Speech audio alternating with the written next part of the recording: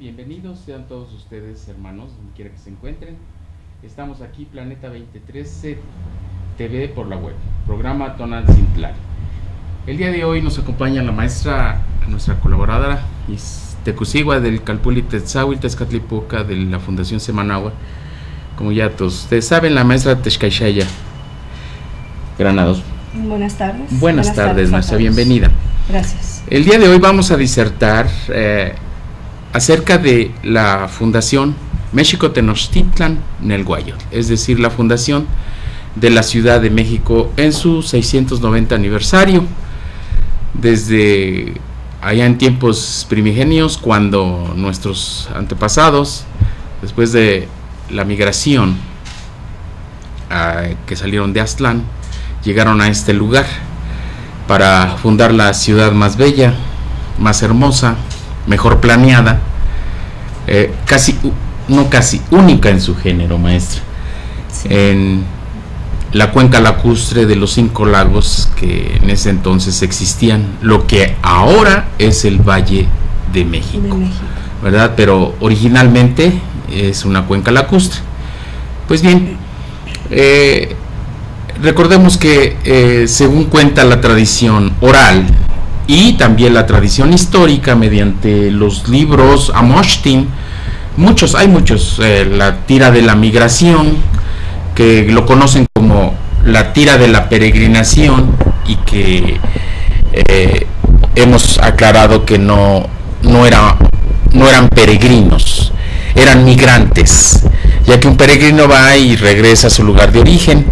En cambio, ellos salieron de Aztlán la lejana, la antigua, para dejar ese lugar y buscaron un nuevo derrotero de vida, una nueva forma, un nuevo lugar. Y de esta manera no regresar a su lugar de origen. Por consiguiente, entonces no eran peregrinos. Tal vez era un peregrinar, pero no era propiamente peregrinos, eran migrantes.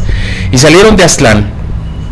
Pero pocas veces nos dicen que en los libros de texto, recordemos nuestra formación primaria, maestra, ¿verdad? Nos dicen que las 7 tribus nahuatlacas, y que salieron y que eran salvajes y eran gente inexperta y que eran muy agresivos, violentos, y que eran pobres y que andaban por ahí a ver qué encontraban como si fueran pordioseros, y que cultivaban el chile, el frijol, la calabaza, y que tenían muchos dioses. Qué falta de respeto a nuestra historia y a nuestra cultura, ¿verdad? Indudablemente que sí. Sin embargo, ya creo que ya les ha entrado un poquito la conciencia a algunos historiadores y ya han hecho unas modificaciones mínimas. Por ejemplo, ya en los libros de texto aparece Chico Mostoc en los libros, y mencionan algunos detalles, pero sin entrar en profundidad, y tampoco nos mencionan, obviamente, varios de los datos que aquí vamos a tocar, que son obvios y que se desconocen. ¿Por qué salieron de Aztlán? En ningún libro oficial nos dicen por qué salieron de Aztlán. Bueno, recordemos que nuestra cultura se basa en la observación profunda de la naturaleza. Sí. Y no solo en la observación, sino en el respeto de las leyes de la vida, de las reglas y leyes de la naturaleza. Entonces, en la antigüedad, allá en Aztlán, que recordemos que es un islote en medio de una cuenca lacustre, también es una cuenca lacustre el origen de Aztlán.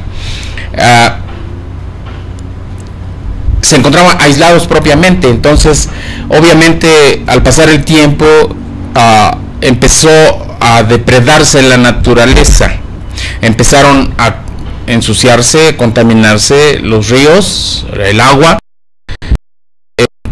se empobrecieron los campos de cultivo, y entonces no solo eso, sino también la pesca, los animales de caza, etcétera, etcétera.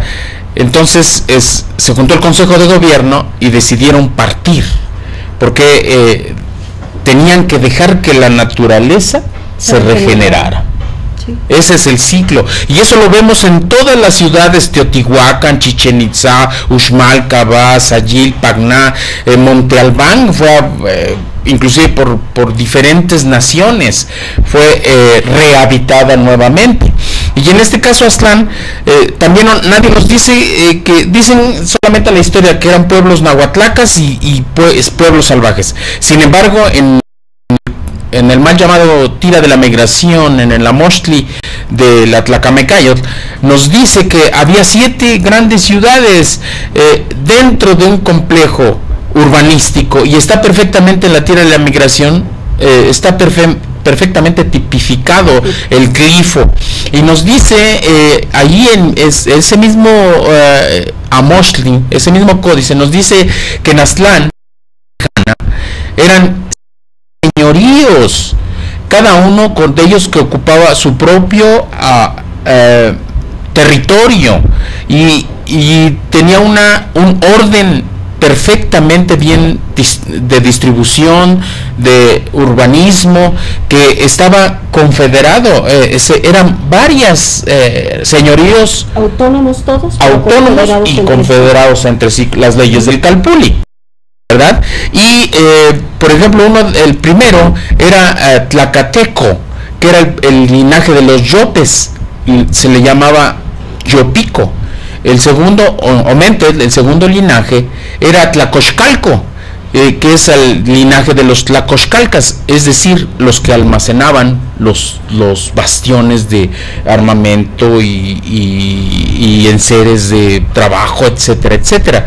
El tercero, el señorío, es Copilco, el linaje de los Huiznahuaques, guerreros consumados, guerreros del sur, los surianos que les llaman, Huiznahuaques, surianos o sureños, que obviamente su arte era la protección.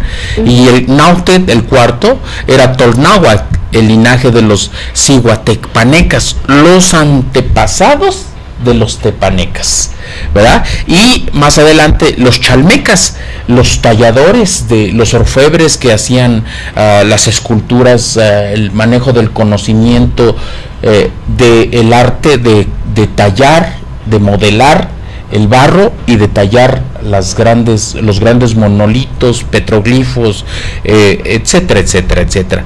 Y también el Chicoacentetl, Tlacatepanecas, que es el linaje de los tecpanecas ancestrales, ¿verdad? Y el último de los ixquitecas, que es el linaje de los trabajadores de las chinampas o de las milpas, los trabajadores de la ciencia de la agricultura.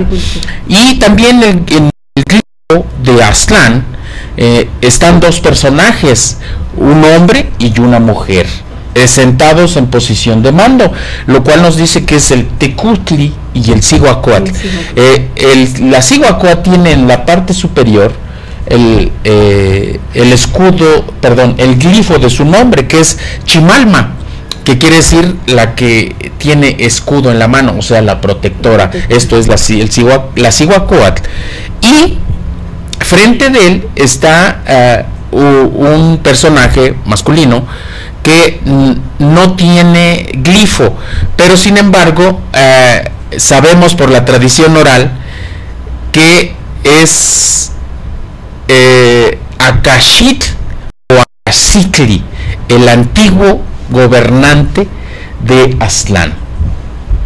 De esta manera vemos no solo esta fuente, que es la mal llamada Tierra de la Migración, sino también vemos en otros glifos que Aztlán tenía 4 grandes barrios, 4 grandes señoríos: Aztlán, Nautlan, Cohualtepetl. Este es en el códice, llaman el códice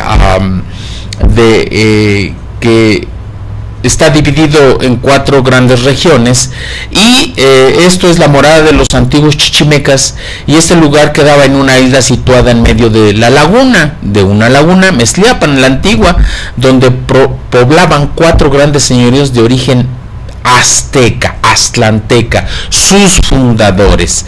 Y divide este glifo del códice Aubán o Aubín, ¿verdad? Y que era el señorío tlacateco, el señorío tlacoxcalco, el señorío de Copilco y el señorío de Tolnáhuatl. Esto es en el glifo que está en el códice Aubán.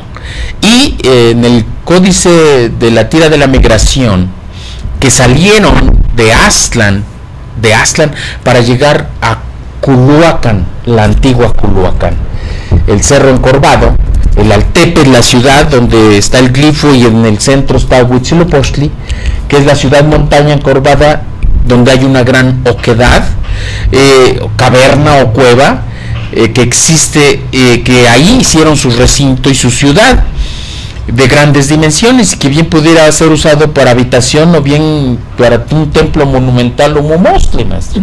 Todo esto cambia la visión. Espero que las personitas más, sobre todo de educación elemental, pudieran escuchar todo esto, ya que esto cambia la visión de lo que era la México Tenochtitlan, ¿no? Lo que nuestros fundadores, lo que nos plantean en el libro de texto, en la historia oficial, y lo que realmente es. Aquí vemos ya todo un complejo urbanístico, toda una organización social, económica, política, perfectamente bien estratificada, perfectamente bien organizada, perfectamente bien orientada, y asombroso, ¿no? Hasta con una mujer en el gobierno. Cosa que en aquella época era prácticamente impensable. Cuando en los libros de texto nos hacen creer que eran tribus salvajes chichimecas, seminómadas, sí, y se olvidan completamente del origen de Aztlán, que era ya una urbe con elementos arquitectónicos, con conocimiento, con ciencia, ¿verdad? Con división política, con gobiernos, donde la mujer es parte importante. De esta manera, bueno, vamos a hacer una pausa y vamos en un momento a continuar para ver cuáles estos eran los 7 tribus nahuatlacas según la historia. Volvemos, no se vayan.